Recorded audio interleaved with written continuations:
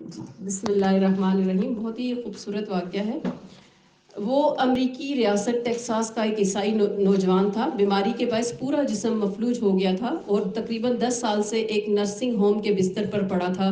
گھر والوں نے اس کو ایک کمپیوٹر لے کر دیا تھا جو آواز یعنی وائس کمانڈ پر چلتا تھا. یہی کمپیوٹر اس کا واحد سہارا تھا. اسی سے وہ آواز کے ذریعے چیزیں سرچ کرتا. نرسنگ ہوم میں اس کا ایک مریض دوست بھی تھا جس کو جگر کے ٹرانسپلانٹ کی ضرورت تھی.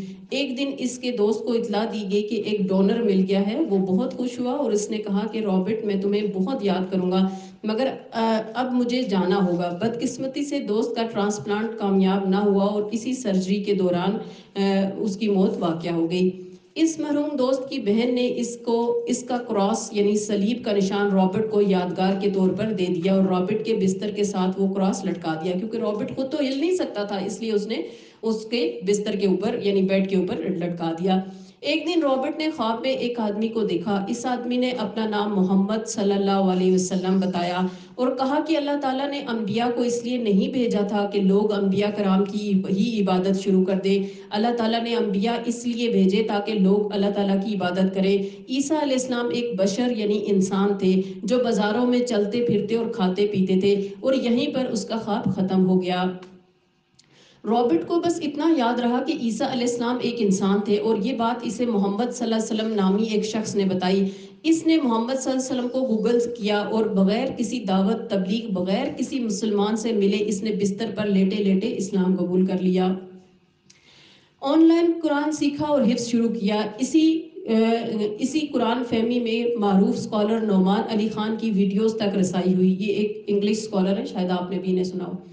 نرسنگ ہوم میں ایک مصری شخص آتا تھا جو مرمت وغیرہ کا کام کرتا تھا. وہ اگرچہ پیدائشی مسلمان تھا یعنی ہم جیسا مسلمان تھا مگر اب کوئی مذہبی نہیں رہا, حتیٰ کہ جمعہ اور عید کی نماز پڑھنے کو بھی نہیں جاتا تھا کیونکہ سب سے قریبی مسجد بھی 50 میل دور تھی. ایک دن وہ رابرٹ کے کمرے کے پاس گزرا تو اس نے تلاوت کی آواز سنی, والعصر ان الانسان لفی خسر. وہ اس کے کمرے میں گیا اور پوچھا, رابرٹ یہ تم کیا سن رہے ہو؟ رابرٹ نے کہا کہ میں سن نہیں رہا, میں خود تلاوت کر رہا ہوں. مصری نے حیرت سے پوچھا, کیا تم مسلمان ہو؟ رابرٹ نے جواب دیا, الحمدللہ. مصری شخص کو جھٹکا سا لگا. اللہ تعالیٰ کیسے ایک شخص کو ہدایت سے نوازتا ہے. ایک بندہ جو امریکہ کے گاؤں میں نرسنگ ہوم میں معذور لیٹا ہے, اس کے بستر سے صلیب کا نشان لٹک رہا ہے اور اس میں اس کو اتارنے کی طاقت تک نہیں ہے. مصری نے کہا, میں بھی اپنے رب کی طرف لوٹنا چاہتا ہوں. رابرٹ نے اسے نعمان علی خان کی ویڈیوز کا بتایا. یہ مصری شخص رابرٹ کی دعوت سے واپس اسلام میں آیا. پھر ایک دن نعمان علی خان سے ایک جگہ ملا اور اس کو رابرٹ کی کہانی سنائی. اس کہانی نے نعمان علی خان سمیت بینہ انسٹیٹیوٹ کے ہر بندے کو ہلا کر رکھ دیا. مسلمان اس سے ملنے نرسنگ ہوم گئے اور اس ملاقات میں کوئی ایسا نہیں تھا جس کی آنکھوں میں آنسو نہیں تھے. اگر اللہ تعالیٰ رابرٹ کو ہدایت دے سکتے ہیں تو کسی کو بھی ہدایت مل سکتی ہے, بس نیت خالص ہونی چاہیے.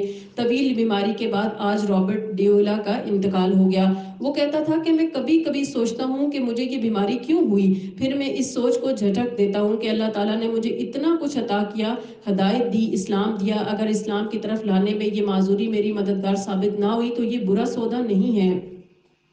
یقین جانیے اگر کوئی انسان یہ شکوہ کر سکتا ہے کہ اگر خدا ہوتا تو میں اس حال میں کیوں ہوتا, تو وہ گردن سے نیچے تک کے معذور جسم والے اس انسان رابرٹ کو دیکھتا, لیکن وہ اس حال میں ہوتا تھا کہ اس سے زیادہ پرنور اور پرسکون چہرہ کوئی اور نہیں دکھائی دیتا. وہ زندگی سے اس قدر مطمئن تھا اور اتنے لوگوں کی ہدایت کا ذریعہ بنا کہ بڑے سے بڑے اسکالرز اس کو اپنا شیخ اور استاد کہتے.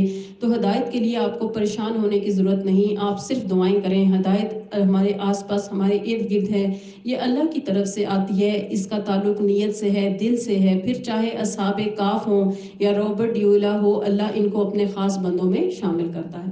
تو دیکھیے کس قدر ایمان افروز واقعہ ہے, کتنا اس سے ایمان میں اضافہ ہوتا ہے کہ ہم نام کے مسلمان ہیں ہم سب, اور ہمیں پتہ نہیں ہے کہ کس طرح اللہ تعالیٰ ہماری رہنمائی اور ہدایت کے لیے جو ہے وہ ہر چیز اللہ تعالیٰ نے ہمیں میسر کر رکھی ہے, لیکن ہم اسے فائدہ نہیں اٹھاتے.